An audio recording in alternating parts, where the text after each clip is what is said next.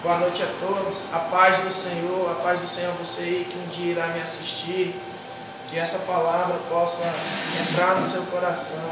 Que cada exemplo possa tomar conta de você. Que possa ouvir essa palavra e colocar em prática, né? Hoje, antes de começar a aula, eu quero falar um testemunho aqui que aconteceu. Sempre quando a gente começa a gravar as aulas, a gente faz uma oração antes e aí começa a gravar. A gente não grava a oração. Mas, há mais ou menos, eu não lembro exatamente se foi uma semana atrás ou 2 semanas atrás, Deus me deu um sonho, né? E esse testemunho é para você, que às vezes Deus fala com você, às vezes Deus te entrega uma palavra e você fica com medo de entregar, né? Às vezes você acha que a palavra é sua, que é coisa da sua cabeça, que é coisa da sua carne, e não é, né? Então esse testemunho é para tentar encorajar você que quando você tiver alguma coisa que você sentir que seja de Deus e que ficar cocheando entre 2 pensamentos, fale com sinceridade, né? Traga a palavra, traga a mensagem que Deus colocou no seu coração sem medo, né? Com simplicidade, humildade, e que Deus honra a palavra que Ele te der, né? Não fica com medo, não se cale, né? Às vezes a falta de uma palavra que Deus te dá para passar para outra pessoa pode ser um fator que possa mudar a vida dessa pessoa. E talvez essa pessoa terá apenas uma chance, que foi essa, e você se calou. A Bíblia fala que quando Deus nos dá alguma palavra, principalmente quando é de exortação, se você não falar aquilo, não advertir o pecador do seu mau caminho, ele vai requerer, o pecador vai morrer na sua iniquidade, mas Deus vai requerer de você o sangue dele. Ou seja, Ele vai te cobrar de alguma maneira aquilo que Ele te entregou nas mãos e você não entregou. Então, o sonho foi com uma pessoa conhecida minha. E nesse sonho, a pessoa, eu estava com ela no meu carro e ele desligava os faróis e o carro capotava, né? E isso aconteceu por 2 vezes. Na segunda vez, quando aconteceu, eu estou resumindo, né? Para depois contar a moral da história. E na segunda vez, o carro capotava de novo.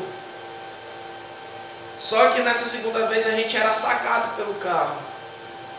E no ar, eu lembro que a gente tocava uma vez no chão e levantava, né, e o carro capotando, e ficava de novo.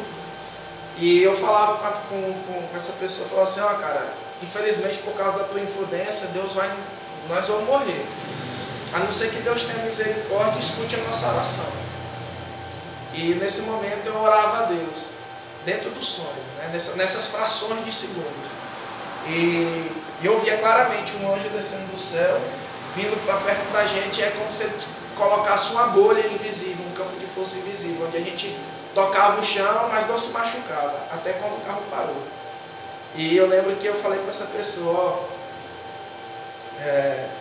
Deus salvou a gente. Presta atenção nos caminhos que tu está seguindo. Eu acordei meio assustado, orei, né? Falei com a minha esposa, a gente orou junto, repreendendo. E mais uma vez aqui eu quero ressaltar, como eu não sabia se isso era um sonho de revelação de Deus, eu orava assim, Senhor, se isso for uma revelação, que o Senhor venha quebrar isso em nome de Jesus. Eu não sei se é ou se não é, mas a palavra eu vou contar o sonho e eu vou entregar. Se não for, amém. Mas se for, Senhor, quebra esse laço que está sendo colocado na vida dessa pessoa. Quando chegou aqui um pouquinho antes, coincidentemente foi no mesmo dia do curso, eu pedi a oração dos nossos amigos aqui, dos que estão presentes aqui. E quando foi no sábado, a gente sempre grava nas terças. Quando foi no sábado, a pessoa bateu o carro. E ele quase acerta em cheio uma árvore, né? E eu acredito que se ele acertasse em cheio, ele raspou na árvore e bateu no muro. Acredito que se tivesse batido na árvore, as consequências do acidente iam ser bem mais graves, né? Graças a Deus o carro estragou consideravelmente, mas a pessoa não teve um arranhão. Eu acredito que foi o livramento de Deus na vida daquela pessoa. Coincidentemente, No horário que eu recebi a notícia do acidente, eu estava lendo o Provérbios 29:1, que diz: o homem que muitas vezes é repreendido e endurece a cerviz, será quebrado de repente, sem que haja cura. Então, por muitas e muitas vezes a gente vem pregando, vem demonstrando, ele conhece a palavra de Deus através da gente. Lá são várias pessoas que pregam para ele, mas infelizmente é como a Bíblia fala, o Deus dele é segundo o vento, então é segundo o jeito dele. Ele ora na casa dele, ele faz tudo segundo o que ele fala, mas as práticas que ele vive não condiz com o que a palavra fala. Mas ele ora, ele diz de jejum, mas se não tem obediência, de nada vale. Deus prefere a obediência do que o sacrifício. Então essa palavra aí é para você que talvez um dia irá assistir esse vídeo e às vezes fica na dúvida se teve uma visão, se foi uma revelação de Deus ou se não foi. Querido, não tenha medo não. Tenha medo de se calar, porque uma vida pode se perder por causa do seu silêncio. Então ore e peça a Deus, sempre quando não é com frequência, quero ressaltar que eu não sou profeta, isso não acontece com frequência, mas Deus usa quem Ele quer, da forma como Ele quer, do jeito que Ele quer. Então você, se tiver alguma dúvida, fale com a pessoa, fala: eu tive um sonho assim, assim, eu tive uma visão, Deus me falou isso. Mas se não for de Deus, se não se confirmar, não fica triste não fique abalado por isso, porque todo profeta ele tem essa dúvida. Eu já conversei com outras pessoas que têm revelações e disse que no começo a gente não conhece. Lembra de Samuel, que a gente estudou aqui, que ele ouvia a voz do Senhor, mas não o conhecia, e por isso ele ia falar com Eli. Então, quando a gente não ouve direito a voz, ou está nesse processo de início, onde Deus começa a revelar as coisas para a gente fica na dúvida. Mas fale a palavra, fale do jeito com sinceridade, normalmente só conte aquilo que você viu, e que se for de Deus, Deus irá tocar no coração da pessoa e a palavra irá se confirmar. Essa é a palavra que eu queria deixar para vocês, porque isso é uma dúvida que acompanha algumas pessoas que eu conheço. E eu também, eu fico na dúvida, mas eu pego e falo, eu não tenho medo, eu não me calo. E que Deus abençoe você. Dando continuidade aqui ao nosso estudo, lembrando que isso aqui é um estudo, um resumo de todos os livros da Bíblia, Nós já estamos aí em Provérbios, Hoje nós vamos falar sobre Provérbios, Eclesiastes e Cantares, E sempre é um resumo da Bíblia para que nós possamos ter uma visão geral, do que a palavra de Deus nos fala. E através dessa visão geral, tentar compreender um pouco mais da Bíblia. Então a Bíblia aqui, sempre como a gente começa, a gente sempre vai também fazer um resumo dos livros, das principais histórias, e vai comentar algum caso prático, concreto aqui, rapidinho, só para ilustrar, dar alguns exemplos. Quando for algum fato histórico que tem comprovação científica, ou que tem relato histórico, a gente vai trazer, assim como nas outras aulas aí. Então esse curso é para isso, para dar o start nas pessoas, para que elas possam entender um pouco melhor a Bíblia, ter um auxílio um pouco melhor. Então a Bíblia está dividida, a Bíblia é um livro, está dividido em duas grandes porções, que é o Antigo e o Novo Testamento. O Antigo Testamento está dividido nos 5 primeiros livros, é o Pentateuco, que vai contar desde a história da criação até a entrada, até quando o povo se reúne para adentrar a terra de Canaã. São 5 livros, chamados também Pentateuco, Torá. Aqui nós já acabamos acabamos os livros históricos. A gente viu que é uma compilação de vários escritos que os judeus tinham, para mostrar para eles que a desobediência levou eles para o cativeiro. A desobediência de Deus, o afastamento de Deus, os levaram lá e eles estavam cativos e não sabiam. Quando eles fizeram essa revisão, eles entenderam que era porque eles tinham se desviado. Eles tinham se afastado de Deus. Nós entramos agora, e aqui começa em Josué e termina em Esther. Né? E aqui vai começar em Jó, né, os livros poéticos ou de sabedoria, e vai terminar em Cântico dos Cânticos. Né? Depois falaremos dos proféticos. Os proféticos aconteceram aqui tudo dentro dos históricos. Né? A gente vai ver por várias e várias vezes que os profetas estão anunciando, né, a palavra de Deus. Muitas vezes eles são presos, muitas vezes eles apanham, são mortos, né? Porque o rei discorda do que é a palavra de Deus. A palavra de Deus a gente vê, a Bíblia a gente nota que ela não é um livro, né, apenas de consolo, apenas de partes boas, mas ela é um livro que vai te colocar em xeque com você mesmo. Né? É um livro de, agora me fugiu a palavra, de confronto. Né? A Bíblia é um livro de confronto, ela vai te confrontar. Assim como os profetas traziam o confronto da palavra de Deus, né, para as pessoas que viviam no tempo, nesse período histórico aqui de Israel, e que não aceitavam a sua palavra e que deixavam para lá, assim também acontece hoje. Né? Quantas e quantas vezes a gente vê as pessoas recebendo palavras, né? Essa, por exemplo, do início da aula, né? Às vezes Deus mostra, fala, e isso não gera nada na pessoa. Né? E é o mesmo caso que aconteceu aqui em Israel. Só muda, gente, a Bíblia só muda o lugar e os personagens. A história sempre se repete. Né? Eu lembro de um professor meu de história que uma vez sempre perguntava: por que estudar história? Não já passou? Mas a história sempre se repete. Do mesmo jeito é com a Bíblia. Sempre se repete. Dito isso, vamos entrar em Provérbios. Né? Provérbios, propósito, né, do Provérbios. Qual o sentido, qual era o objetivo do autor? Né? Trazer princípios para um viver justo. Então aqui nós vamos ver que o livro de Provérbios é um livro onde trata das questões de relacionamento do homem. Né? De pessoas para pessoas, relações comerciais, relações com o próprio Deus, né? Relações conjugais. E por aí, e daí por diante. Provérbio, o que é um provérbio? Provérbio é uma frase curta, um dito curto que traz um sentido para a pessoa. Né? Se fosse hoje, né, um dos nossos, da atualidade nossa, aquele água mole, pedra dura, tanto bate até que fura. Né?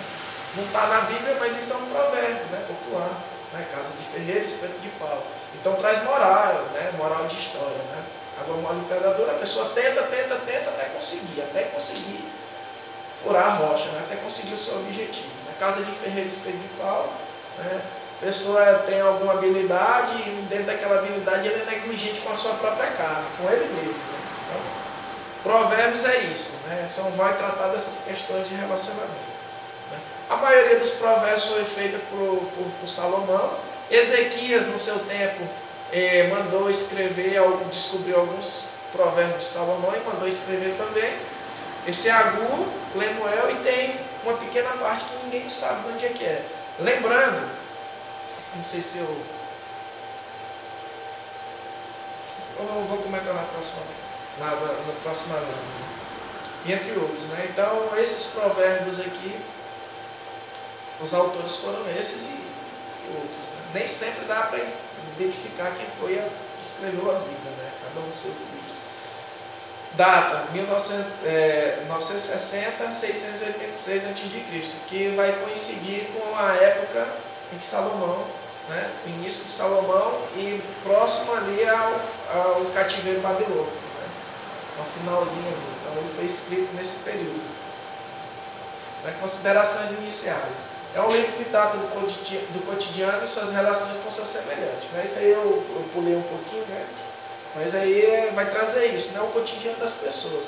É um livro que vai ensinar os filhos, que vai ensinar os pais como proceder em determinadas circunstâncias, relações comerciais. Por muitas vezes vai falar que não pode ter dois pesos e duas medidas.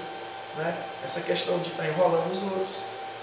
Trata de assuntos comuns a todas as culturas, a família, dinheiro, uso adequado das palavras. Então aqui nós vamos ver que é muito complicado de trazer um esboço sobre Salomão. A gente pode fazer, eu dei uma pesquisada, E sempre quando eu vou trazer algum esboço, eu pesquiso em vários autores, no mínimo 4, tá? Autores, para ver o que eles falam. E depois ainda leio o livro e tiro uma forma melhor para trazer o entendimento das pessoas, né? E a única forma que eu vi que eles separam é pela autoria, né? De Salomão, os que foram feitos por Salomão, o que foi feito por Agur, pelo Amiel, pelo Ezequias. Essa é a diferença. Não tem um tema, ele não vai discorrer sobre um tema específico, mas são vários ao longo de todo. Então por isso não tem como, né? Não é como os livros históricos que vão contando toda a história, né, de Israel. Sabedoria tem a fonte de Deus. Então aqui, o que ele fala aqui, né, o temor do Senhor é o princípio da sabedoria. Isso é o resumo inteiro do livro se você guardar esse versículo, você guardou todo o livro de Provérbios, né? Porque esse é o sentido. Nós vamos ver também que o sentido do livro o principal propósito do livro de Eclesiastes é esse também, né? Guardar a palavra de Deus. Isso aí já a gente vai comentar, que é um livro muito interessante, muito atual também, assim como todos os outros. Mas o livro de Eclesiastes, o autor, ele traz uma explanação sobre o que é a vida, o que é o sentido da vida, que tantas e tantas pessoas fazem essa pergunta e muitas vezes não chega a uma conclusão. Mas nós vamos, isso aí já a gente comenta um pouquinho, né? Então a sabedoria tem a sua fonte em Deus. O temor do Senhor é o princípio da sabedoria. Acredite-se que Salomão escreveu o Cântico, né, na juventude, Provérbios em uma idade mais madura e Eclesiastes na velhice, né? A gente vai ver que por várias e várias vezes Salomão ele dá conselhos com relação às mulheres, né? Infelizmente ele não foi capaz. Ele falou, é aquela coisa, né? Faço o que eu digo, mas não faço o que eu faço. Infelizmente ele caiu porque não andou segundo o conselho que ele mesmo tinha feito, né? O que Deus tinha dado para ele fazer. Então aí está o esboço, né? Sabedoria para jovens. Do 1 ao 9 ele vai falar só da família, né? Vai trazer. Muitos falam que o principal objetivo é para a família real, né? Para os filhos de Salomão, né? Ó, meu filho, guarda e tal. Né? Mas isso aqui pode ser ampliado para todo mundo, né? São conselhos básicos, né, de vivência, né? E muitas vezes ele fala, ó, como pai, não sei o que, trata com o pai, ele sempre traz esse entendimento, né, de pai. Sabedoria para todas as pessoas. Isso aqui são vários provérbios que vão trazer sobre a família, sobre as relações comerciais, o dia a dia, que é aquele lá que a gente já falou. E a sabedoria para líderes. Essa sabedoria para líderes aqui eu fiquei meio assim porque ela é muito sutil. Porque vai do 25 ao 31, em poucos versículos ele fala conselhos para o rei, né, que é o líder. Mas o esboço melhor e mais simples que eu encontrei foi esse aí. Então a forma como a gente vai falar sobre o livro de sabedoria é mais ou menos como a gente falou de Provérbios, é como a gente falou de Salmos, né? Do versículo 1 a 7 ele explica por que estudar os provérbios, né? Então eu vou ler aqui na íntegra, porque ele explica para que provérbio, né? Uso dos provérbios, né? Capítulo 1. Provérbios de Salomão, filho de Davi, o rei de Israel, para aprender a sabedoria e o ensino, para entender as palavras de inteligência, para obter o ensino do bom proceder, a justiça, o juízo e a equitude, para dar aos simples prudência e aos jovens conhecimento e bom siso.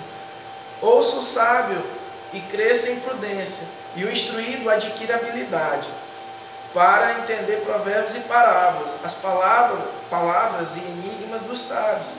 Aí é onde ele fecha. O temor do Senhor é o princípio do saber, mas os loucos a desprezam a sabedoria e o ensino. Então aqui ele dá uma rápida explanação para que os provérbios são ensinados. São fáceis de memorização, né? Você vai ver que são muitos, mas são fáceis, né, de memorizar eles, e é uma forma de eles... Lembrando também que naquela época nem todo mundo sabia ler. Então é uma maneira fácil de ensinar. Aí aqui, né, do 1 ao 9, né, aqui o esboço do 1 ao 9, ensino para os filhos. Fala sobre as companhias, né, para ele não andar com um violento, né, porque ele ia fazer as mesmas coisas, né. Buscar sabedoria. Essa sabedoria aqui, geralmente ele está atribuindo não a sabedoria humana, mas o buscar a Deus. Embora ele não fale, né, em outros livros, em outras partes, que a gente não deva usar a sabedoria científica ou humana, né, que a gente tem que buscar as duas, mas a principal é a sabedoria de Deus. Né? Às vezes esse nome sabedoria, ele vem com um sinônimo, né, entendimento. É o mesmo sentido, sabedoria e entendimento.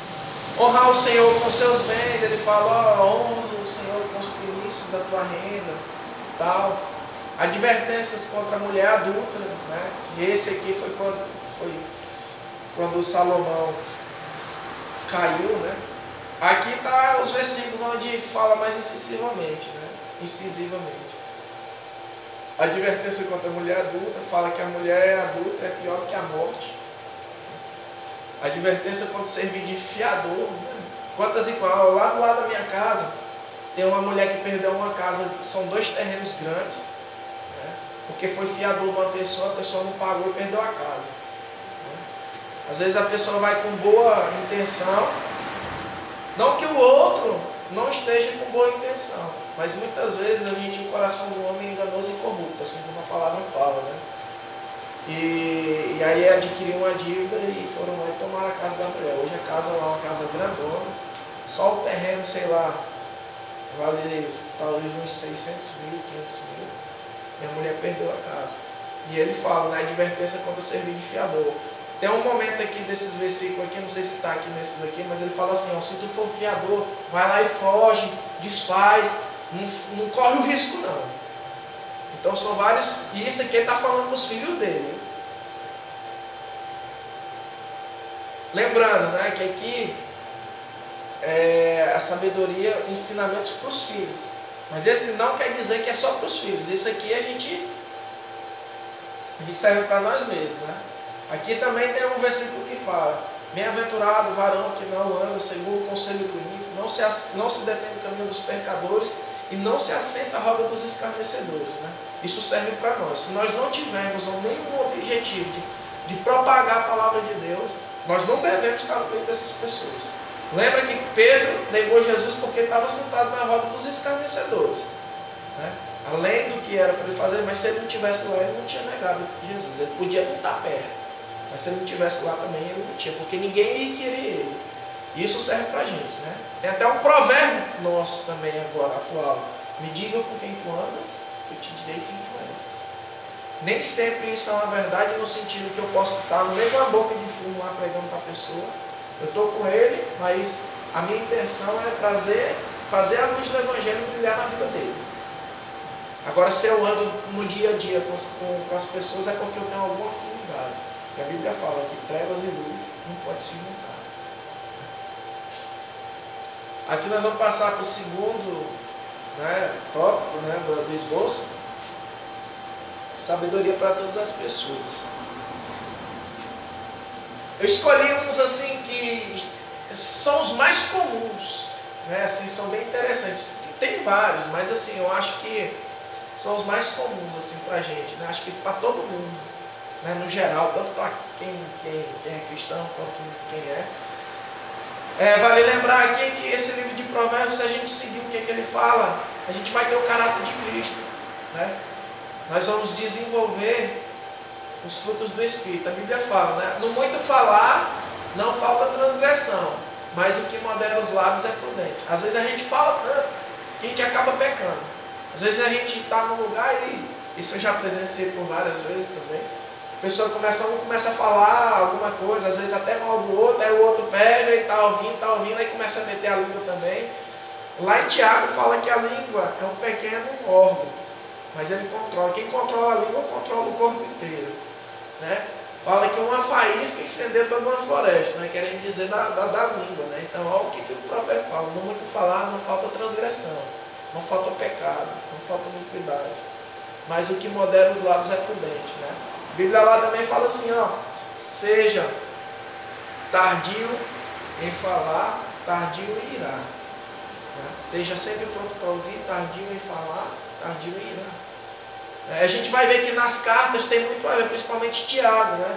Tiago traz muita questão, é muito atual também, assim, porque ele vai trazer esse tipo de relacionamento, né? Você nota que Tiago, se não me engano, não cita nem o nome de Deus, mas tudo que ele fala significa a conduta cristã, que o cristão deve ter. Não havendo sábia direção, cai o povo, mas na multidão de conselhos a segurança, né?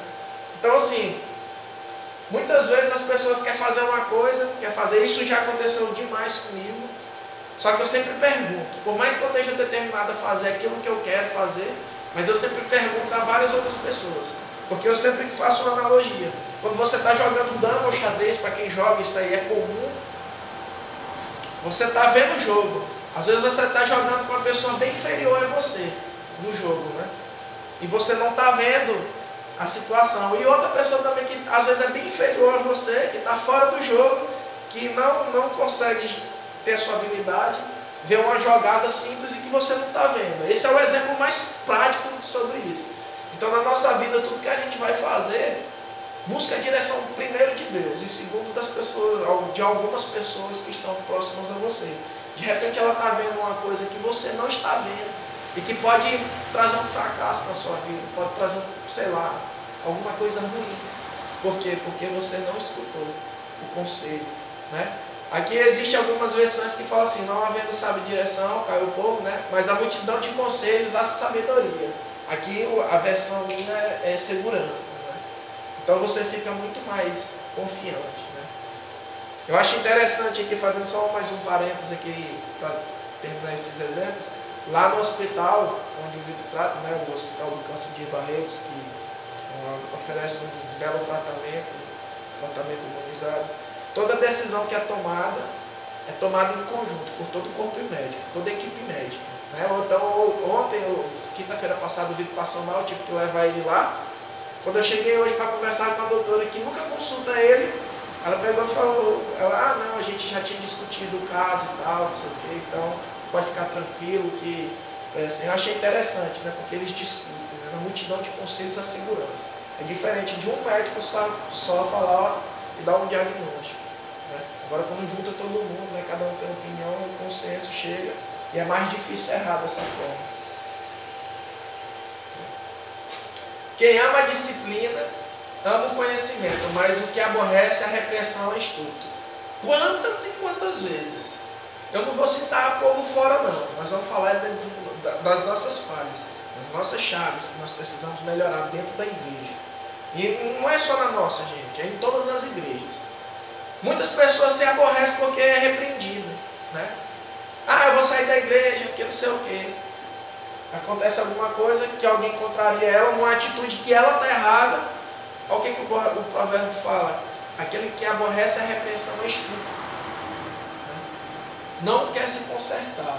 Então o próprio provérbio aqui está falando, né? E quantas vezes a gente não se depara com essas situações dentro da igreja? Não vou para a igreja porque o cara lá falou mal de mim, ou o pastor me chamou a atenção. Cara, está te chamando a atenção para tu melhorar, não é para tu piorar não, né? E geralmente esse tipo de pessoa é que sempre fica pulando de igreja para igreja. O defeito nunca é ela, é sempre os outros, né? Infelizmente. Esse aqui eu achei fantástico. Tem exemplos perto de mim. Ou quando alguém chama minha atenção, eu acho bom, né? Às vezes eu posso até ficar com raiva, mas eu paro para pensar e falo assim, não, mas ele me advertiu, eu não estava enxergando essa situação. Lembra? Na multidão de conselhos da segurança. Por quantas e quantas vezes eu deixei de errar em algumas vezes por causa dos outros. Embora eu não concordasse a princípio, mas depois esfriei a cabeça e eu vi que a pessoa estava certa. Isso não é feio não tenho vergonha de falar as coisas que eu erro não. Isso talvez possa encorajar alguém, né? Todo mundo vai errar. A resposta branda desvia o furor, mas a palavra dura suscita a ira. Rapaz, esse aqui também. Cara, quantas e quantas vezes, né? Você está, sei lá, às vezes seu esposo, sua mãe, seu pai falou uma palavra dura com você, aí você pega e retruca, aí vira aquela confusão. quando você pega, se cala, ou traz uma palavra branda, você desconcerta a pessoa todinha. Vou contar um exemplo aqui que aconteceu comigo, né? Eu tinha acabado de mudar de casa e o cara pegou e era costume dele deixar o portão da casa dele aberto e ele deixava a esposa dele no serviço e voltava. Aí eu vi que talvez ele tivesse esquecido o portão. Eu fui lá e fui bater na porta da casa do cara. Eu tinha acabado de mudar para a rua, ele não me conhecia. Eu bateu lá na porta lá e tentando falar que o portão estava aberto. Eu olhei, não tinha motor no portão. Eu falei, cara, ele não esqueceu de fechar o portão. Porque eu pensei, a princípio eu tinha pensado que ele tinha esquecido de fechar o portão. Mas não era porque não tinha portão. Eu fui ver se alguém tinha na casa para fechar. Porque minha casa aqui em Barretos foi assaltada outra vez. E eu não queria que ele passasse por isso. Quando chegou, eu fui saindo. Aí ele pegou e todo cheio de... O que tu tá fazendo aí? Não sei o que, não sei o que. Eu falei assim, cara, me desculpa se eu quis te ajudar, mas é porque eu vi o teu portão aberto e eu vim avisar para alguém. Mas me desculpa se eu quis te fazer um favor. E aí ele, não, cara, não, é porque eu saio. Ele ficou todo desconcertado, né? Se eu fosse retrucar lá, talvez teria uma confusão, uma briga, né? Fiquei chateado, não vou mentir, fiquei chateado porque eu quis fazer um favor e ele chegou todo, eu falei, cara, eu moro aqui do lado. E aí eu expliquei a situação para ele, ele, não, então me desculpa, não sei o quê. Mas assim, né, se eu tivesse ido lá, talvez ia até dar a polícia, né? Porque ele podia me acusar que eu estava querendo roubar a casa dele, né? Mas esses aqui, cara, esses provérbios, todos os provérbios que eu separei, assim, eu achei muito assim, interessante, assim. Porque eu vejo muitas, ou aconteceu comigo, ou eu vejo acontecendo com pessoas perto de mim. Esse aqui também, ensina a criança no caminho que deve andar. E quando for velho, não se desviará dele. Quantas e quantas vezes a gente já, até em outros momentos a gente citou, nós queremos que os nossos filhos sigam um caminho bom, né? Sigam um caminho correto, mas a gente não senta para conversar com ele. Nós não sentamos para ler a Bíblia para ele. Nós não sentamos para saber o que está se passando na vida dele. Às vezes a gente chega muito cansado do trabalho, do serviço, ou qualquer outra atividade, nós não temos tempo. Quando a gente vai ver, aí o leite já derramou. E aí não tem como. Por quê? Porque nós não ensinamos a criança no caminho que ela devia andar. Então nós somos falhos. Nós somos muitos falhos nisso. Né? E aí por isso a gente vê tantas pessoas usando droga. Né? Tem uma música do Padre Zezinho que eu acho fantástica. Rapaz, aquela música tem, é assim, a letra aqui, a parte da música. Tem tantos filhos que tem mais do que um palácio. Gostariam de um abraço e do carinho dos seus pais. Né? Ou seja, às vezes a gente está preocupado tanto em dar coisas boas para os nossos filhos, em trabalhar, para às vezes suprir aquilo que a gente não teve, para dar uma vida melhor. Isso é bom, não é ruim. Mas desde que você não tome o tempo dele, né? Não tome atenção. Não tem dinheiro no mundo, não tem atenção no mundo, ou não tem dinheiro, não tem circunstância no mundo que faça, que tome isso, né? Que seja mais importante. Por mais que as pessoas não queiram admitir, e por mais que o mundo que vivemos seja materialista, mas ainda hoje o relacionamento entre a família, que é a base da sociedade, ela, por mais que a pessoa tenha tudo, tenha o que ela queira, mas às vezes ela queria estar com o pai dela, queria que o pai dela jogasse bola, sei lá, andasse jiu-jitsu, andasse de bicicleta, sentasse, conversasse, ensinasse a tarefa. Às vezes os pais não podem ensinar, pagam uma pessoa, e quando não tem, quando tem tempo para fazer alguma atividade com o filho, às vezes a semana foi tão cheia, tão cansativa que ele pega e vai querer descansar. Eu achei uma frase muito bonita de um cara, não sei quem é ele, mas ele falou assim, ó, filho, não se perde na rua, se perde dentro de casa.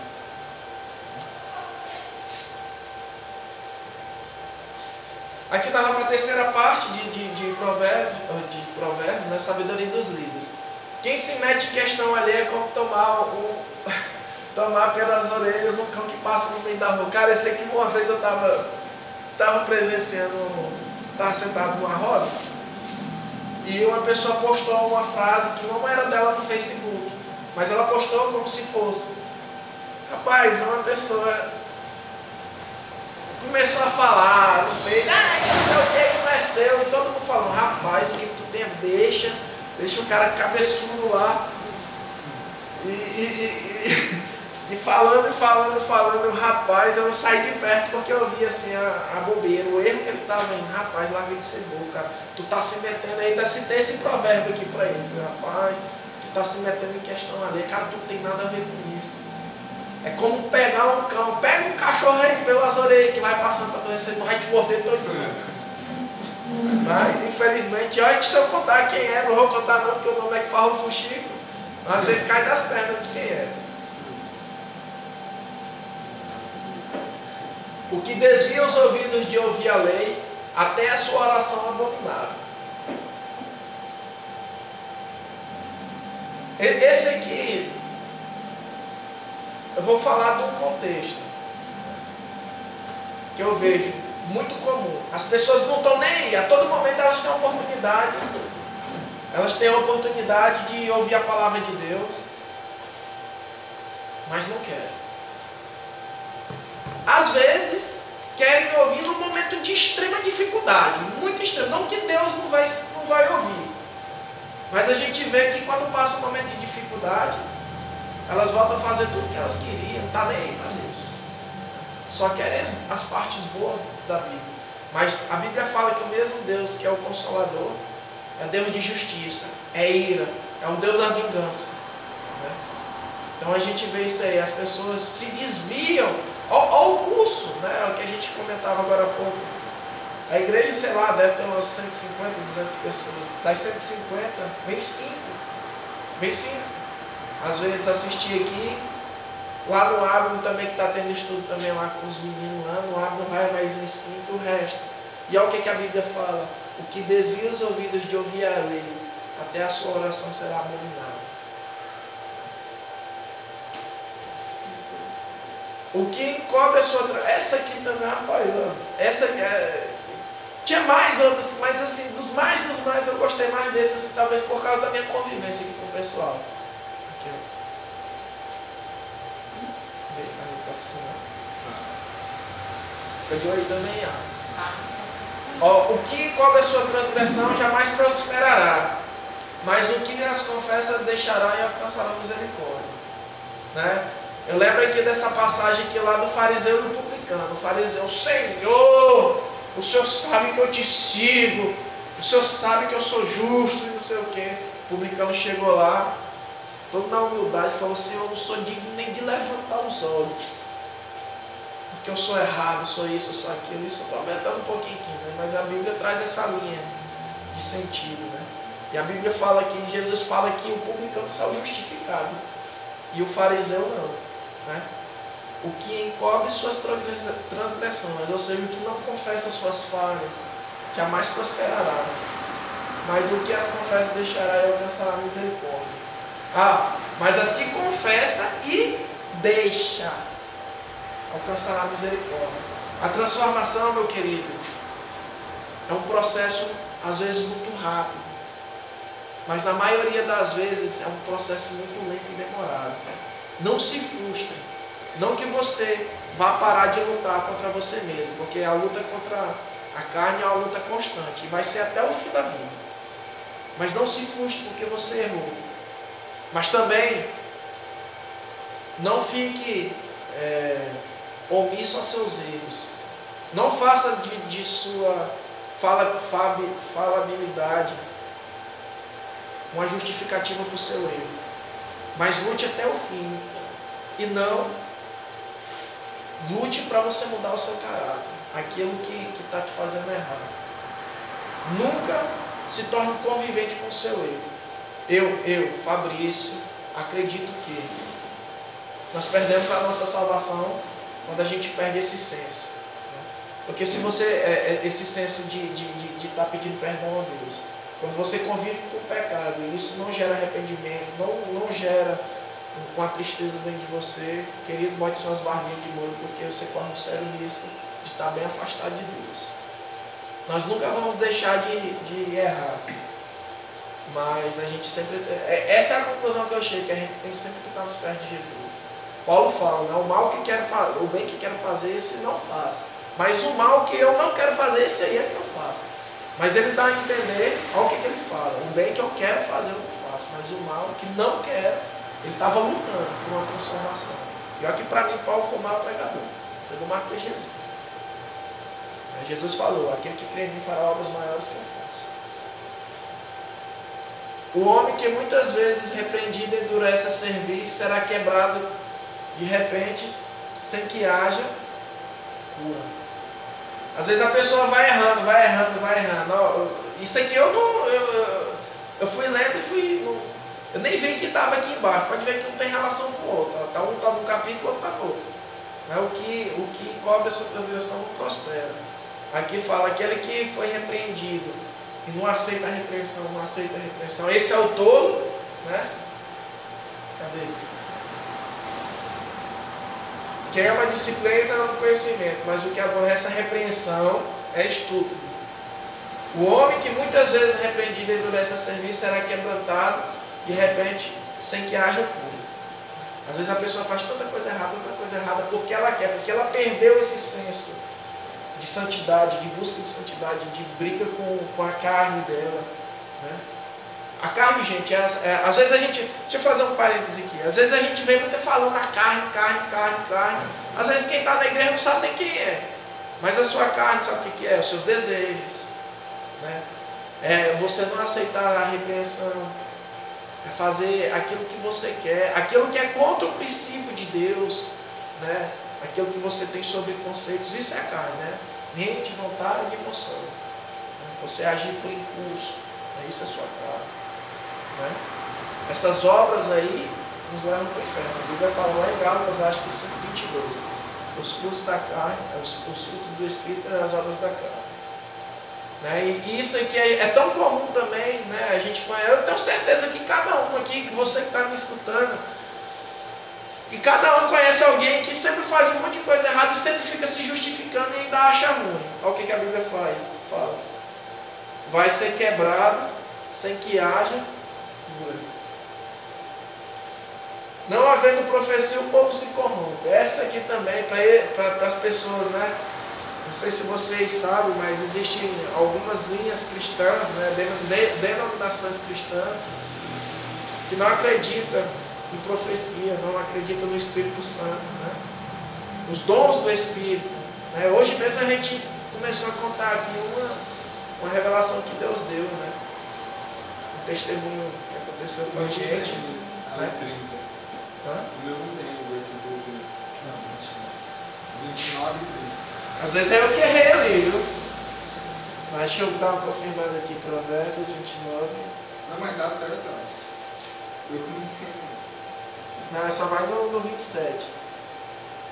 Ai meu Deus, eu errei aqui. É 29 e 18. 29 e 18.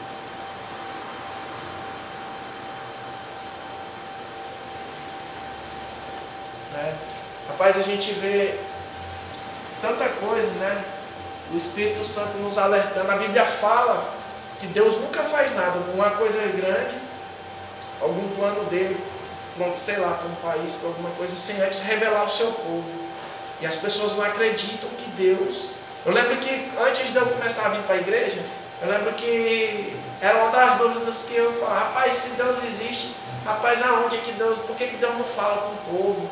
Não é? Porque não, hoje não é possível que existam pessoas que falam com Deus. Não entendi a graça e a misericórdia de Deus. Né? E hoje, assim, a gente até estuda a Bíblia e vê que essa questão da profecia, Deus usou um falso profeta para falar, para trazer a palavra. Deus usou Balaão, Deus usou a jumenta para falar, para repreender Balaão. Né? E eu não entendia isso. Né? Olha o que a Bíblia fala. Não havendo profecia, o povo se corrompe. E outras versões falam o povo se perde. E esse, eu acho que não tem mais nada. E esse aqui é o entendimento que eu queria trazer para vocês. Né? Não dá para comentar sobre todos, mas eu acho que esses provérbios aqui que foi falados, eu acho que eles são bem, se aplicam bem ao dia a dia de cada uma das pessoas. Né? Então aí você aí que está em casa, você que está aqui, que você possa dar uma lida melhor nos provérbios, ver o que mais te chama a atenção, procure aplicar eles na vida, porque muitos desses aí são princípios de justiça que Deus quer que a gente, independente de ser cristão ou não, tenha, né? Tem muita gente que não é cristão autêntico, mas tem todos esses princípios, né? E em contrapartida temos também muitos cristãos que não têm nada desses princípios, né? Eu sempre falo que não está mentindo, não está comprar e não pagar, que a gente vê muito isso, né? Poxa, isso são princípios. Estou falando comprar e não pagar, porque compra além do que pode. Não estou dizendo que às vezes acontece da pessoa perder um emprego, algum caso fortuito desse, e não dá conta, né? Mas assim, você fazer programado, sabendo que não dá conta, aí é complicado. Principalmente para um cristão. A gente jamais espera. A gente não quer nem das pessoas que não têm princípio, que se baseiam nos princípios bíblicos. Mas pior ainda é quando é um cristão. Pode ver, acontece milagres, acontece várias e várias palavras, curas, isso não é disseminado. Mas na hora que um crente compra e não paga, aí todo mundo paga. Eu lembro de acho que é Thomas Jefferson, né? Que é o cara que criou a lâmpada, né? Diz a história aí que ele tentou 1000 vezes e não conseguiu. Aí perguntaram, rapaz, tu errou 1000 vezes? Ele, não, eu descobri 999 formas de não errar. Então, Eclesiastes, né? Esse livro aqui eu li ele, cara, cada vez, quem mais aprende aqui sou eu, não é eu que estou falando. Cara, é engraçado como Deus vai mostrando as coisas assim pra gente, mas vamos lá. Eclesiastes. A Bíblia Católica ela tem um livro mais ou menos parecido com esse, chamado Eclesiásticos, que é mais ou menos nesse sentido também, livro de sabedoria. Tem um outro também chamado Sabedoria, da Sabedoria de Salomão. É um apócrifo, mas nesse sentido. Lembrando que aqui em Provérbios, nem todos os provérbios foram escritos por judeus, né? Que naquela época eram eles que detinham, entre aspas, o monopólio da religião. Era eles que Deus falava, né? Era o povo escolhido de Deus. Mas nem sempre os provérbios foram escritos por pessoas, digamos, judeus, cristãos, né? Seguidores de Deus. Mas muitos vinham do Oriente. Então não quer dizer que você aprendeu uma coisa no mundo que você não possa aplicar dentro da igreja, né? Às vezes a pessoa tem princípios que precisam ser aplicados, né? Experiências que ela adquiriu fora que podem ser usadas dentro da igreja, né? Principalmente os mais velhos, né? Eu vejo aí às vezes o Amaury, né, com a experiência que ele tem de vida, né, 50 e tantos anos. Às vezes ele tem uma ideia, mas ele fica com medo de não ser aceito porque era novo convertido, entre aspas, né? Novo convertido. Mas assim, poxa, o cara tem uma experiência toda de vida. Sabe, você não pode usar essa experiência. Se a gente é tão cabeça dura que a gente não pode entender isso, né? E às vezes até repreender, falar, mano, com amor, né? Maurinho, rapaz, agora, cara, tu não pode se calar não, cara, tu tem que falar. Tu não está falando no sentido de confrontar só por falar não, cara, tu tem uma experiência, né? Tu pode aplicar alguma coisa aqui dentro da igreja.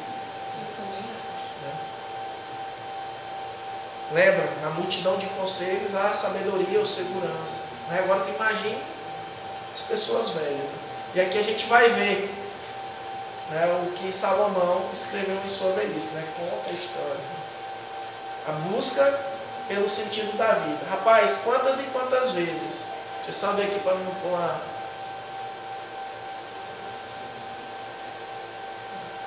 A busca pelo sentido da vida. É um tema recorrente em todo o período da humanidade. Todo mundo quer saber por que nós estamos aqui, o que acontece depois da morte, de onde a gente veio, sendo que a Bíblia nos mostra e ainda nos garante, não cientificamente, mas testifica. A Bíblia fala que o Espírito Santo testifica as coisas em nosso coração. Então, se não está testificando que você está salvo, se não está testificando, né, que você tem o Espírito de Deus dentro de você, então pode ser uma barbinha de molho, vai orar mais, vai ver o que está errado, porque o Espírito Santo é o penhor da vossa herança, ou seja, é a garantia. Jesus falava, eu vou subir, Mas eu não vou deixar vocês órfãos, não. Eu vou deixar o Consolador. Eu vou deixar um penhor. Né? A Bíblia fala que o Espírito Santo é o penhor da vossa herança. Ou seja, é aquilo que nós vamos herdar. É a garantia do que o que Jesus falou que nós vamos herdar, nós vamos herdar. Jesus vem, pega o Espírito Santo e arrebata a igreja e leva para ele.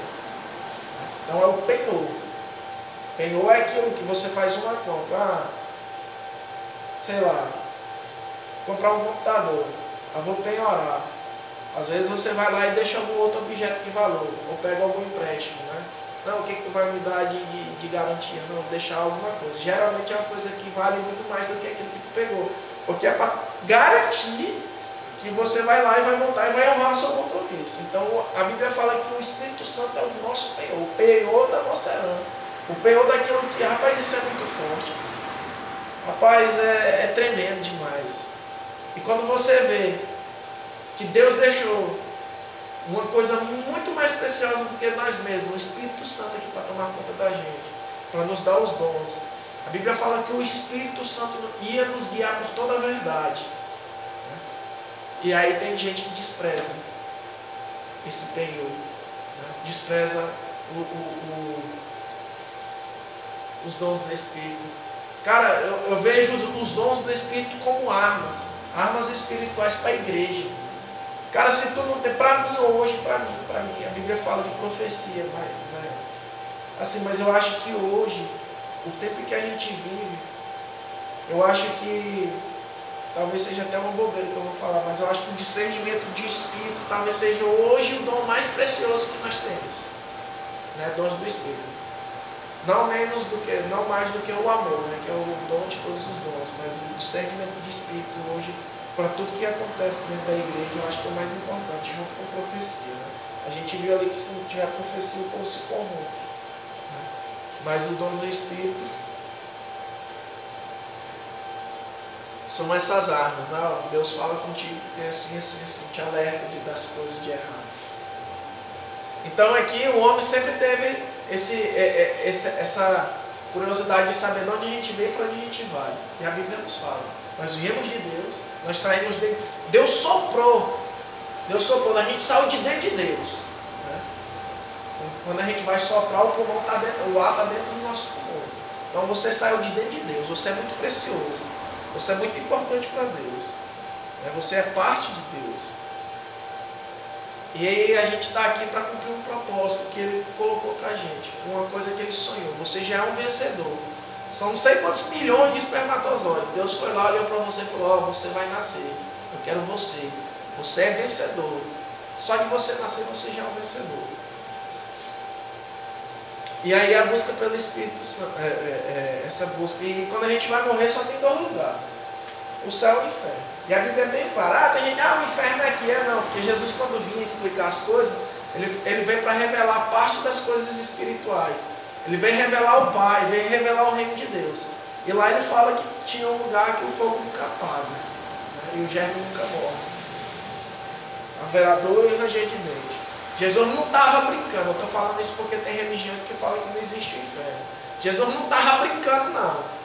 Quando ele falava as coisas através de palavras, eles usavam histórias do contexto dele para trazer um entendimento. Já pensou se eles fossem falar diretamente as coisas espirituais? É que o povo não entendia mesmo. Não entendia por parábola. Né? Mas, e a gente vai prestar um dia conta dos nossos atos. Né? E assim termina o livro de Eclesiastes. Foi escrito entre 930 e 586. Autor, alguns dizem que foi Salomão, outros dizem que não.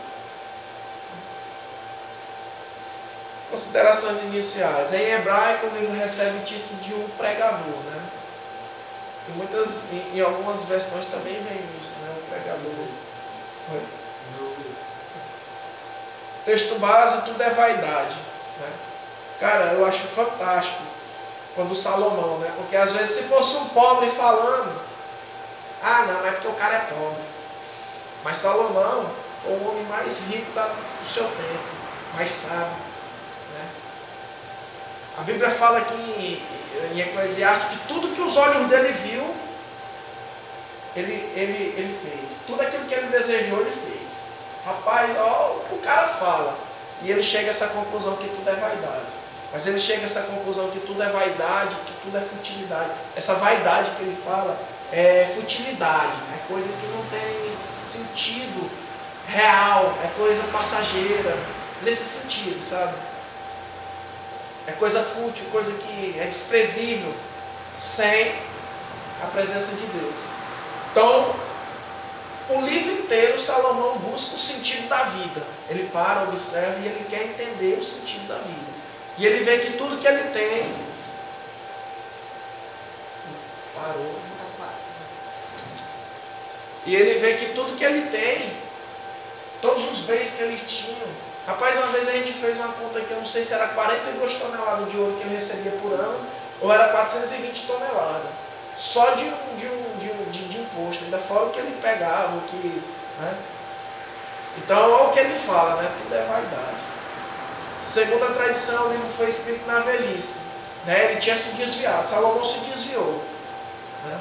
Eu acredito aqui que pela forma como ele fala aqui, que ele tenha voltado, né? Na sua velhice. Ele chega à conclusão, a gente vai ver que a conclusão do livro inteiro é que é para guardar a palavra de Deus. Salomão deu conselho, mas não seguiu o seu próprio conselho. Ele fala que não é para se envolver com mulheres adultas, né? Não sei o que, por aí vai. Ele foi lá e se envolveu, se desviou. E Salomão foi terrívelzinho no cabelo. A gente viu aí que ele edificou, colocou, acho que foi, não me lembro ao certo, mas ele fez poste nítido, ele fez um templo para Baal, se não me engano. Lá, tá lá no finalzinho lá de Reis, lá, no finalzinho não, tá em Reis e Crônicas. Quando há os reformistas, os reis reformistas, fala lá que ele tirou as coisas que Salomão de idolatria tinha colocado dentro do templo, na porta do templo. E olha o que for. Rapaz, eu fico encabulado aí com isso. Meu Deus. Salomão que teve Deus, que viu Deus em sonho, né? Que Deus falou com ele, que fez tudo isso. Errou. Onde é que Salomão começou a errar? Que aí derrubou. Porque a gente cai não é do dia para a noite não. É uma raposinha ali que pega uma ovinha aqui, é outra raposinha que vai lá. Quando a gente vai ver, a gente já está cercado de raposinha lá no chão.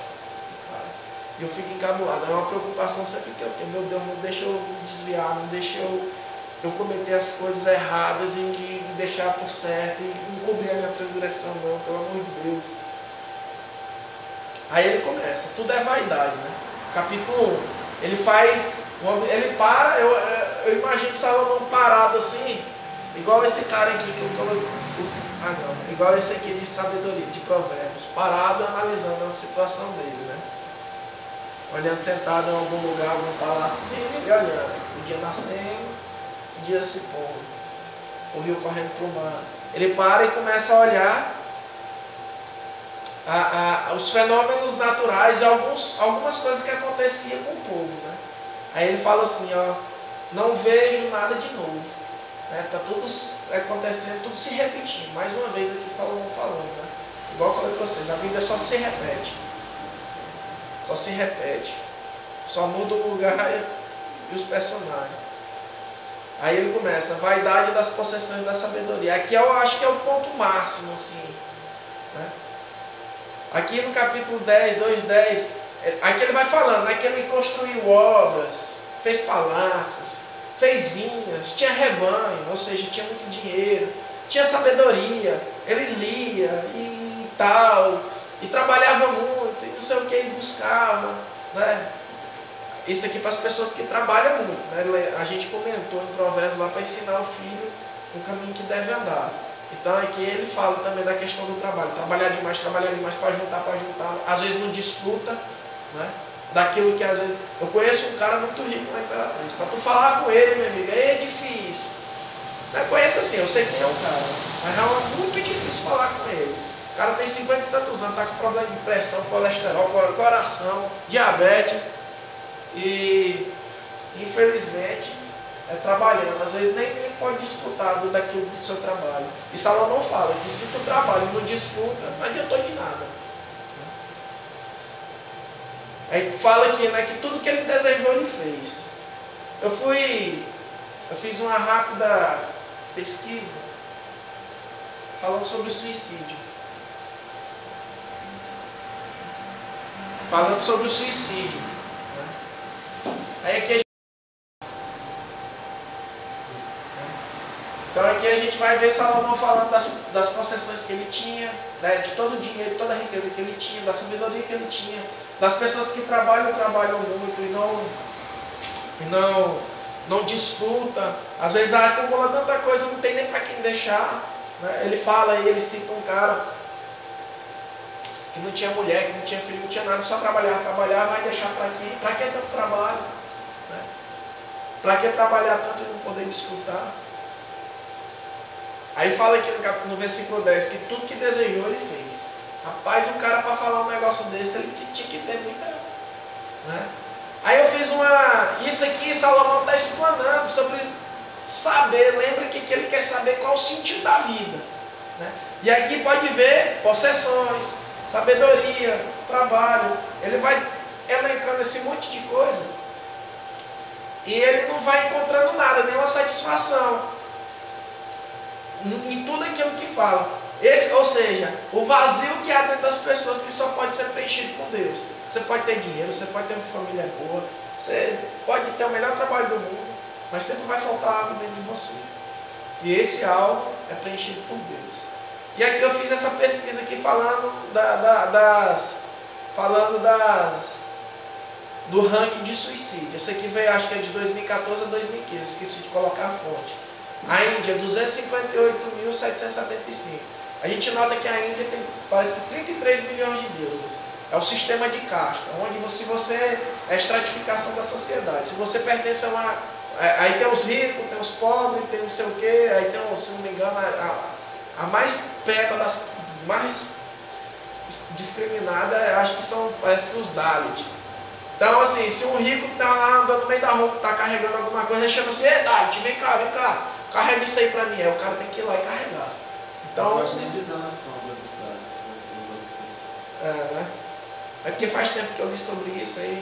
Mas aí a gente vê, né? A gente vê que é interessante. A Índia com 33 milhões de deuses lá, mas tu for pregar o evangelho, eles te matam.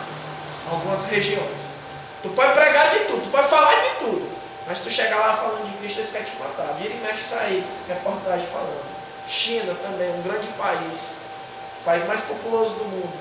Né? Seguido depois da Índia.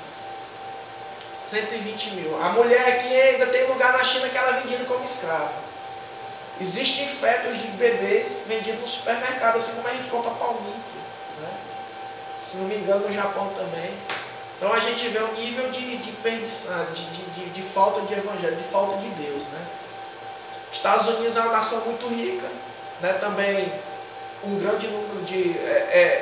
praticamente toda protestante, mas a gente vê que há também muito satanismo, muita magia, muito amor ao dinheiro. Né? Rússia também é um país grande, rico, mas com problemas sociais. Japão, muito problema com suicídio. Japão já foi o primeiro da lista. Coreia do Sul também. Países orientais, gente, é interessante como a pressão da sociedade para o povo estudar, que o povo não quer estudar. Né? A gente vê aqui, o tanto de gente que tem aqui para assistir, né, o curso. O povo não quer estudar de jeito nenhum, tanto faz ser coisa secular como de Deus. Mas na Coreia do Sul e no Japão, é uma pressão tão grande que o menino tem que tirar 10, é 10, é 10, é 10, se não for ele mata. Interessante que Japão e Coreia do Sul são países que a profissão de destaque lá é professor. Né? Aqui a gente no Brasil, aqui, todo mundo quer ser um juiz, um promotor, delegado federal, auditor fiscal. Né? Lá o povo quer ser professor, porque todo mundo passa pelo professor. Infelizmente no Brasil os professores não são valorizados. Né? Paquistão, a maioria deles são muçulmanos. Brasil ocupa a 8ª posição, 11 mil suicídios. Né? Infelizmente aqui em Barreiros há poucos dias a gente teve um caso também de suicídio que repercutiu na cidade inteira. Alemanha, país de primeiro mundo, Bangladesh é asiático. E as principais causas do suicídio: crise econômica, o cara perde o emprego, fica desesperado. Se o Senhor fosse o pastor dele, nada ia faltar para ele. Ou seja, o essencial para o que ele vive não ia faltar. Não que ele ia ter Ferrari, Lamborghini e mansões, mas o pão, né, ele ia ter. Ele não ia se desesperar porque a esperança dele está no Senhor. E a Bíblia fala que Deus, uma mãe pode esquecer um filho de peito, mas Deus não esquece da gente. Álcool, problema com drogas, né? Que eu botei aqui representado por lá. Hoje a gente vê uma cultura, principalmente em faculdade. Entrou para a faculdade e faculdade praticamente virou um sinônimo de perdição, né? É muita droga, muito sexo, sem compromisso. A gente vai ver também essa questão lá em Cantares de Salomão. A pressão social, né? Ah, tu tem que ser, tu tem que ser. Isso aqui é mais para os países, né, orientais.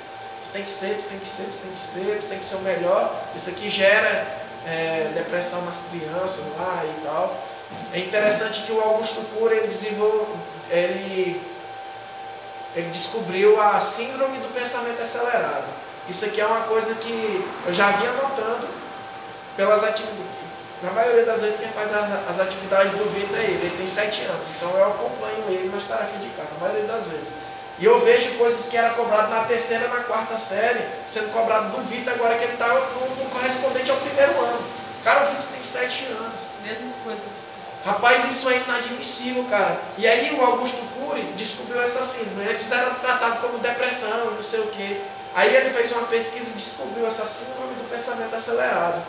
E viu que as crianças estão mais agitadas, estão mais nervosas. Isso no futuro vai criar pessoas com síndrome do pânico, ansiedade e por aí vai.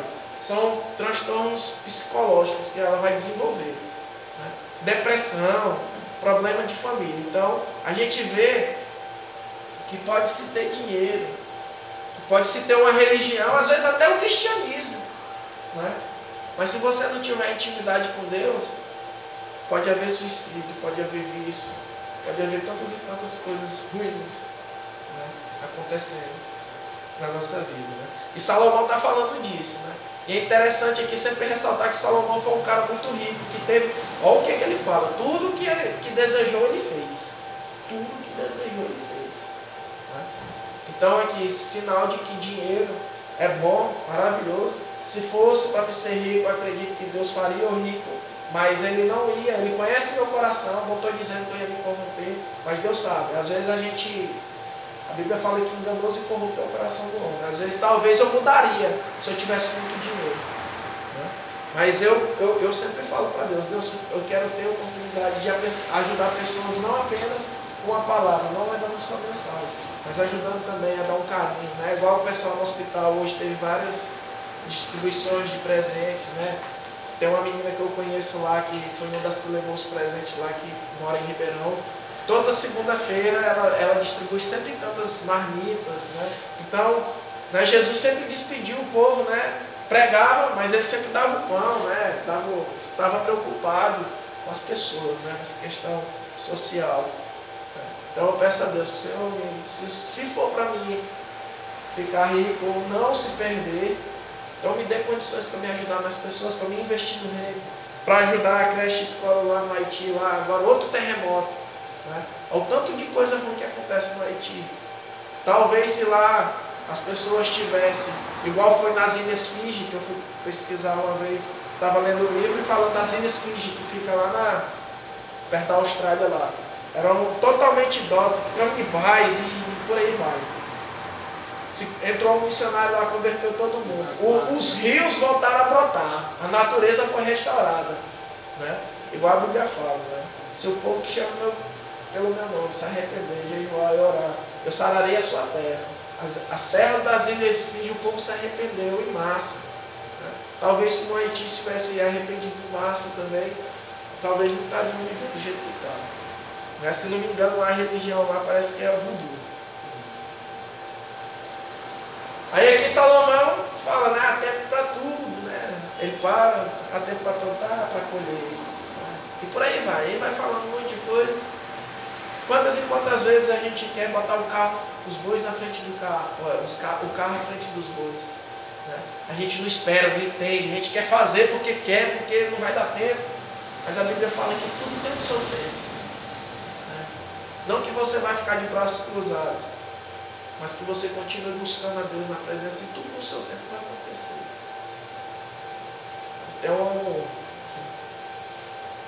Tem uma frase do Chico Xavier que fala assim: tudo que é seu, Deus vai fazer chegar às suas mãos. Chico Xavier. É interessante, né? as tribulações da vida, né? Aí ele vai falando que o cara não trabalha, que não sei o que não tem tempo, que sofre o sofrimento do justo. Aí é onde ele fala que é melhor ser dois do que ser um. Aí ele já fala do casamento, né? Ele começa, melhor ser dois do que um, porque se um cair, o outro vai te levantar. Se um quiser resistir, o outro vai ajudar também, né? Mas também do mesmo jeito que ele fala que é melhor ser dois do que um, ele fala lá em um dos provérbios lá que fala que é melhor o cara ficar na beira do errado do que estar embaixo do mesmo teto com uma mulher rixosa.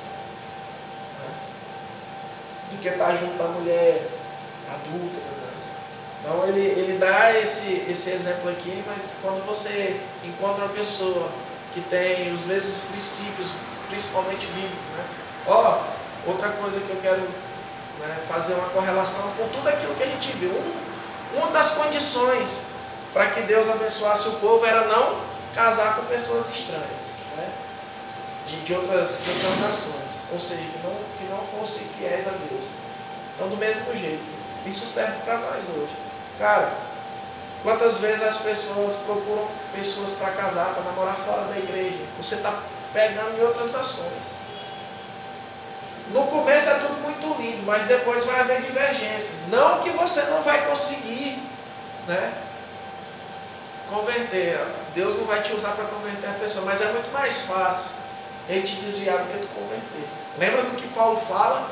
Falou, se a mulher ganha o marido pelo testemunho. Né? Quem é cristão autêntico vai ganhar o marido que não é crente pelo testemunho, não por palavras.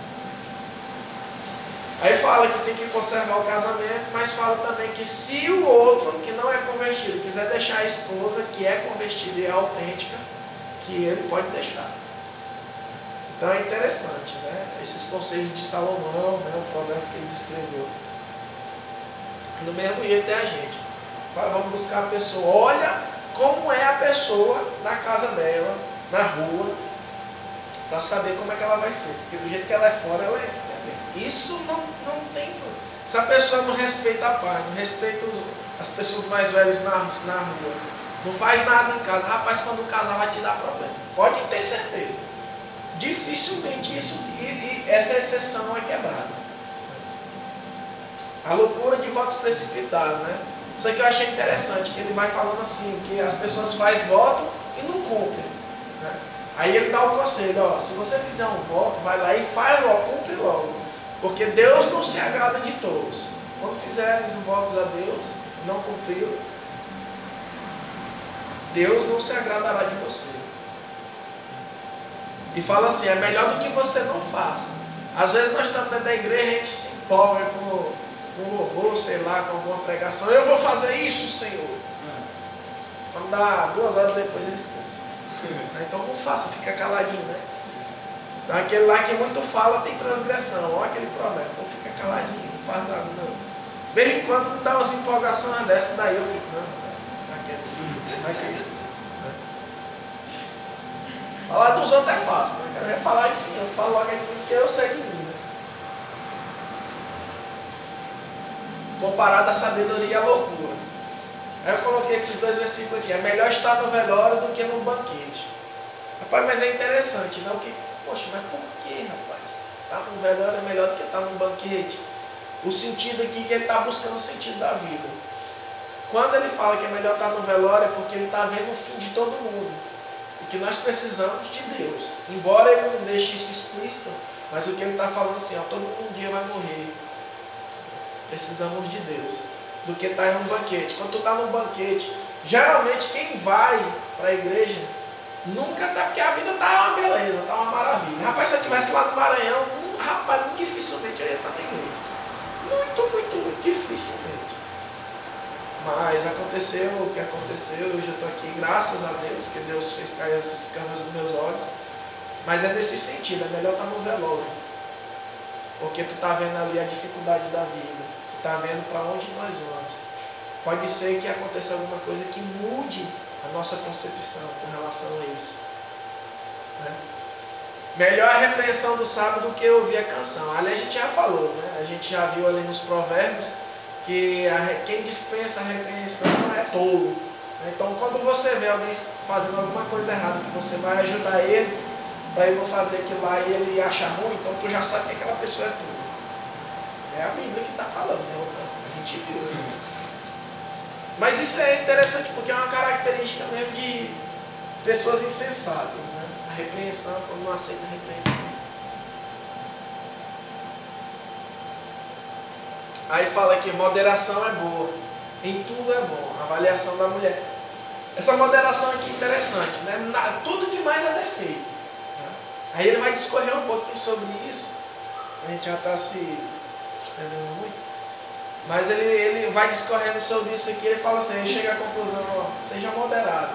E é o que nós temos que ser. A gente vê muitas coisas aqui, por exemplo, eu vejo muita gente.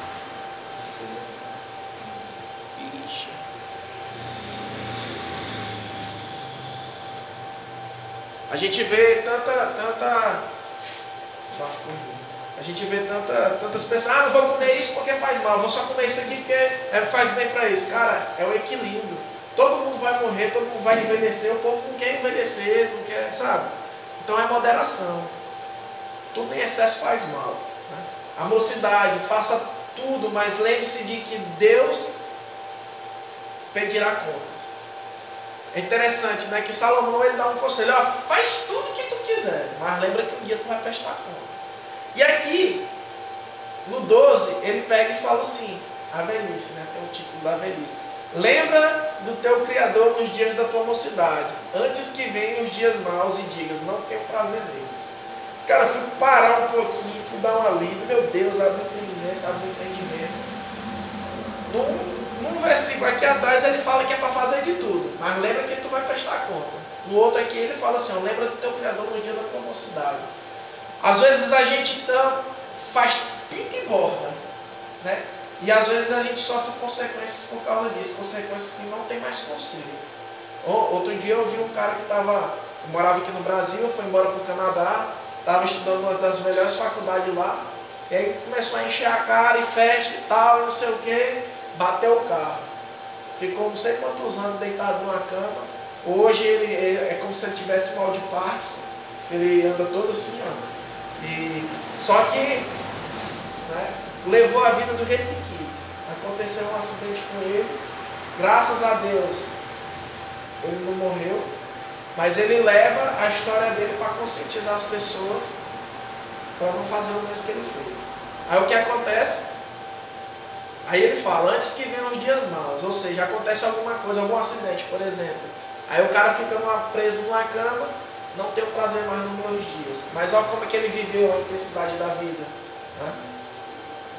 Esse aqui é uma história rapidinho, porque eu li um livro que o cara fala sobre viagem astral, desdobramento. Viagem astral e desdobramento. É aquelas pessoas que meditam e tiram o espírito do corpo e vai em alguns lugares. O Gabriel disse que conheceu um cara que fazia isso aqui. O Thiaguinho já aconteceu isso, Thiaguinho, você lembra, cara? Não, mas o Thiaguinho foi sem querer. Ele conta a história. Isso aqui não, os caras sentam, meditam e saem do corpo. E eles falam que o espírito é ligado por um cordão. E aqui Salomão é a única parte da Bíblia que fala desse fio de prata. Segundo quem acredita nessa prática, quem faz essa prática, o fio de prata, se ele for rompido, se eles estão meditando e eles vão em algum lugar e alguém abre a porta, eles assustam, o espírito não volta e eles morrem. Então aqui é o único lugar. E Salomão é nesse sentido que ele está falando. Ele está falando, lembra do teu Criador, e ele vai dizendo várias situações onde está se falando da morte, né? E uma dessas situações antes que o fio de prata se rompa. Eu quis trazer isso. Quem é espírita, algumas linhagens de espírito kardecista também faz isso aqui também. A conclusão do livro inteiro. Salomão vai falando, fala isso aí tudo, pensa em tudo, e aí ele chega à conclusão, tema a Deus e guarda os seus mandamentos, porque isto é o dever de todo homem. Salomão fala que tudo é vaidade, que fez tudo que ele queria, tudo, mas longe de Deus nada vale a pena. Né? Jesus fala, louco, tu vai juntar, tu fez o celeiro, hoje mesmo vão pedir a tua alma. E aí, o que valeu de tudo isso? Então esse é o sentido do livro de Provérbios todinho. Todo mundo está buscando o sentido da vida. A fundo em Deus que tu vai descobrir. Né? Essa é a mensagem. E aí tu vai parar de ter tanto suicídio, tanta depressão, tanta violência. Né? Tem tanta gente que algumas igrejas fazem práticas erradas, usam a fé das pessoas, mas ao mesmo tempo também tira tantas pessoas do lamaçal das drogas, né? Disso, daquilo outro. E a igreja tem esse papel social, não só espiritual. A igreja tem um papel social. Lá em Atos eles faziam ofertas para distribuir para quem estava necessitado. Cântico dos Cânticos, né? Rapidinho aqui. O propósito, celebrar a bênção do amor entre o marido e a mulher. Deixa eu só ver aqui. Esse é o propósito, né? Celebrar a bênção do amor entre o marido e a esposa. Alguns afirmam que são Salomão, que foi Salomão, outros discordam também. Aqui, autor Salomão. Outros falam que não sabem quem foi. Considerações iniciais. O canto é hebraico, a melodia alegre. Cântico dos Cânticos significa melhor de todos os cânticos. Isso aqui nos remete aqui para ser melhor de todos os cânticos, o cara deve estar muito apaixonado. É igual quando a gente é apaixonado. Lá tudo é flor, a gente olha igual Chaves, os coraçãozinhos saindo, né? E por aí vai. E aí ele fala o melhor de todos os cânticos, né? Cântico dos Cânticos. Retrata o amor de um homem e da mulher. Tem gente que fala que isso aqui, o autor queria demonstrar o relacionamento de Deus com o homem. Eu discordo um pouco porque tem parte aqui que ele fala exatamente do ato sexual. Quando a Bíblia fala que Jesus é o noivo e a igreja é a noiva, ele está falando da intimidade. Da intimidade no sentido da proximidade, de conhecer a pessoa. Ele não está falando estritamente da relação sexual. Tem uma parte aqui que ela fala assim, venha conhecer os meus jardins, não sei o quê. O jardim dela, que ela está falando, é para consumar o ato sexual. Eu imagino que Deus não ia fazer uma coisa dessa, né? Mas assim, pode, de maneira periférica, atribuir isso ao relacionamento, ao desejo de Deus tem em cuidar da gente, em estar com a gente. Agora que o autor teve a intenção de descrever o relacionamento do homem com Deus, com relações... Mas o jardim significa também a solitude? A intimidade lá. Mas lembra que a Bíblia tem vários sentidos, né? Se tu for ver, quando ela fala, desce e conhece o meu jardim, se tu for ver, ela tem uma conotação erótica, aquilo ali. Né? Seus seios são como dois filhos de gazela, não sei o quê. Rapaz, Deus falar assim é meio complicado. Mas eu acredito que a mensagem, do jeito que o homem e a mulher tem que amar a sua mulher, ele tem que desejar a Deus, não da maneira de relacionamento sexual, mas de um relacionamento onde ele esteja dentro. Entendeu? Nesse sentido. Eu não acredito que o livro de Cantares, pode ser que eu esteja errado, mas eu não acredito que o autor teve a intenção de expressar o amor dele por Deus. Ó Senhor, vem aqui conhecer o meu jardim. Complicado. Mas eu acredito que num contexto, ele explica assim, o desejo de Deus em estar junto com a gente. Né? Tanto é que Jesus retrata, ele é o noivo e nós somos a noiva. Mas nunca nesse sentido exato de conjunção carnal. Mas assim, na intimidade, né? No casal, na amizade, no companheirismo. Isso sim. Aí eu acredito que nesse contexto que Cantares foi escrito para Deus. Ele é lido na festa da Páscoa. É o primeiro livro. Eu achei interessante, né? Mas por quê? Por judeus, Cântico dos Cânticos retrata o amor de Deus por Israel. Os cristãos atribuem isso que eu acabei de falar, o amor de Deus à igreja, aos crentes, né? aos fiéis, né? Cristão autêntico. Aí eles leem Ruth, Esther, Eclesiastes e Lamentação. É engraçado que Cântico dos Cânticos conta a intimidade que a gente quer com Deus. Lembrando, né? Entra no teu quarto, fecha a tua porta. Deus está fazendo uma analogia da oração, da intimidade com Ele, com a intimidade do casal. Ninguém vai entrar no teu quarto assim, ei rapaz, eu estou entrando aqui. Né? Mas é o que Deus quer, fechadinho lá, buscando Ele em segredo. Esther, Ruth conta a fidelidade, né, da Ruth com a outra lá, com a Noemi. Esther conta o livramento que o povo judeu teve através dela. Eclesiastes, né, o sentido da vida, e vai explanando. Lamentações é quando Jeremias vê Israel sendo invadido, né, com a Babilônia invadindo ele. Né. e aí ele vai chorar. Ou seja, cada um desses tem um sentido, né? Cânticos, o amor a Deus. Ruth, a fidelidade a Deus. Esther, o livramento que Deus deu. Eclesiastes, o sentido da vida que nós devemos buscar. E Lamentações, chorando, nós estamos chorando por uma coisa que aconteceu de ruim, né, com Israel. Muitos atribuem o relacionamento entre Deus e o homem e Deus e Israel. Isso aqui eu já falei. Aí Jeremias 2, 2:2 é só eu botei um exemplo, né, no Antigo Testamento, para a gente ver. Vai, clama aos ouvidos de Jerusalém, assim diz o Senhor, lembra-me de ti, da tua afeição quando era jovem, e o teu amor quando era noiva. Né? Falando de Israel que era noivo dele. Então, o esboço, o título, Cântico dos Cânticos, né? O melhor de todos os cânticos. Elogios e desejos mútuos. Né? A esposa e o esposo vão se elogiar durante esses versículos aqui, né? Do versículo 1 até o capítulo 2 inteiro, eles vão trocar elogios. Expressão dos sentimentos e elogio de ambos. Aí aqui a Sulamita, que é a noiva, ela tem um sonho. E nesse sonho, a mulher sonha com seu amado e passa por cenas de decepção, bem como o esplendor de consumar um relacionamento, que é onde a parte do jardim que eu falo para vocês, com aquele a quem ela ama. Então assim, aqui no sonho a gente vai ver que o noivo foge. Né? Ela sonha e ela vai atrás e acha os guerreiros da cidade, os soldados da cidade perguntam e ela fica desesperada e fala que ele abandonou. É aquela coisa de mulher. Né? Ele não me ama, é que não sei o que, ele fugiu e tal. Aí é o momento de dor e decepção que ela tem com ele. Né? Mas isso é um sonho. Na parte aqui que vai do 7 até o 8:4, aí ela encontra ele e aí eles começam a trocar elogio um com o outro, né? Que é onde fala que ela é como 2 torres de marfim, não sei o que, e por aí vai. Né?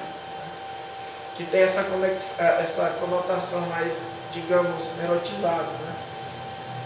E aqui por último, as recordações do casamento, né? Que vai do 5 a 8. Né? Aqui eles querem consumar o ato. Né? O esposo e a esposa expressam a alegria e o desejo, enquanto os acontecimentos preparam o caminho para o casamento deles. Então eles estão se preparando para casar. E aí o casamento acontece. A Bíblia fala que Jesus é o noivo, nós somos a noiva. E nós vamos para as bodas do Cordeiro. Nós vamos ser arrebatados, a igreja fiel, pura, santa, imaculada, sem rugas. Né? Vai ser arrebatada e vai participar das bodas do Cordeiro. Ou seja, o casamento do Cordeiro, né? Da igreja com o noivo. Lembrando que Deus sempre tratou Israel e a igreja como a noiva. Né? Lembra que a idolatria é considerada adultério espiritual. Né? Tinha um adultério carnal, que era o pecado, e tinha um adultério espiritual, que é quando o povo idolatrava e deixava os outros deuses, ou seguia os outros deuses, ou seguia a Deus e também os outros deuses, né? Fazendo uma espécie de panteão. Então assim, eu não quis me aprofundar muito no esboço, no livro de cântico, dos cânticos, que é muito elogio, é muita, sabe? Então, aí vem essas partes aí, fala do jardim, da intimidade dela, pode ter o sentido da intimidade, da solitude também, que Deus deu entendimento para a Ariadne também, né? Jardim é um lugar de intimidade, mas pode ver lá, quando for ler, tem essa questão da conjunção carnal, né? Mas também que pode ser isso. E, enfim, esse aqui a gente vê o amor entre os dois, né, sendo correspondido. A Bíblia fala que o homem tem que amar a sua esposa, assim como Cristo amou a sua esposa, o homem, né, se deu pela noiva, pela igreja.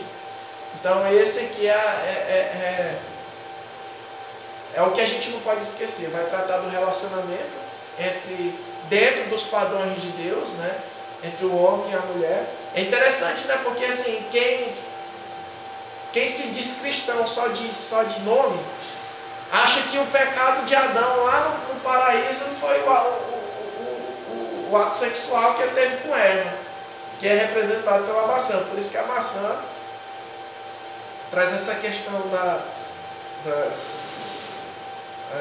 luxúria, da questão erótica. E para ver, né? Como é que quem não conhece a palavra tem distorções do que ela fala. E a gente fala que eles desobedeceram, não que eles tiveram. Então Jesus colocou, fez o homem, né, a humanidade. Adão é o coletivo de homem. Adão não é um nome próprio, mas é um coletivo, né, para a humanidade. E falou, ó, crescer e multiplicar. E como é que tu vai crescer e multiplicar sem ter relação sexual? Então quem não entende a Bíblia, aquele pessoal que está afastado de Deus, que não entende o que a Bíblia fala, tem esse tipo de coisa. Ah, todo mundo é filho de Deus. A Bíblia fala que todos aqueles que aceitam Jesus como seu Salvador e obedecem, esses receberam o poder para serem filhos, feitos filhos de Deus. Se não me engano, lá, acho que isso é João 3,11, uma coisa assim. Se não me engano. Ah, mas todo mundo é filho de Deus. Não, a Bíblia não fala isso não. A Bíblia fala que quem obedece, quem tem intimidade com ele, que é filho. Então, finalizando, Provérbios vai orientar a nossa conduta com as pessoas. Eclesiastes busca um sentido para a vida, né, que a gente viu ali, a gente comentou um pouco sobre isso. Um período onde todo mundo quer saber para onde a gente vai, o que acontece depois da morte. A Bíblia nos traz. Salomão chega à conclusão que você pode ter tudo o que você quiser, mas se você não tiver Deus, você não tem nada. Assim como Jesus veio para revelar isso também, né? Que vale o homem ganhar o mundo inteiro e perder a sua alma. E Cantares, Cântico dos Cânticos, é a questão do relacionamento retratado de um amor entre um homem e uma mulher, que também pode ser ampliado um pouco, sem a questão da conjunção carnal, daquela reprodução erótica, para a questão do relacionamento entre nós e Deus, né? É o noivo e a noiva, né? Alguma pergunta? Se não tiver, então obrigado aí a todos que estiveram aqui presentes, obrigado a você aí que acompanhou, que Deus possa tocar no seu coração através dessa palavra, que possa abrir seu entendimento e que tu tem seu tempo. Na hora que você assistir esse vídeo é porque Deus te conduziu ao seu tempo, para que você possa aprender alguma coisa em relação a isso. Que Deus abençoe você.